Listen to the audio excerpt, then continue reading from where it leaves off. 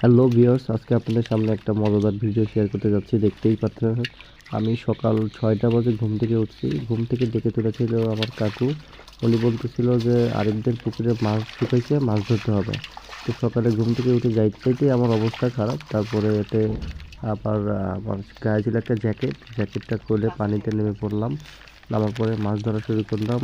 আর আমি যখন নামলাম মনে হলো আমি যতটুকু পাটা গেড়ে যাচ্ছে ততটুকু আমার মানে পা আইস হয়ে যাচ্ছে। এত ঠান্ডা, চারিদিকে এত কুয়াশা, আপনারা দেখতেই পারতেছেন। এত কুয়াশার মাঝে যখন আমি সব কিছু করে নামলাম, তো মনে হলো, প্রথম মনে হলো একটু শীত, পরে আস্তে আস্তে সব সয়ে যেতে লাগলো, পরে একটু গরমই লাগলো। তো মাছ ধরা বলে কথা, যখন মাছগুলো ধরতে থাকলাম তখন মনে আনন্দ লাগলো আর শীতটা দূরে চলে গেল। এভাবে মাছ ধরতে ধরতে আমি অনেকগুলো মাছ ধরে ফেললাম।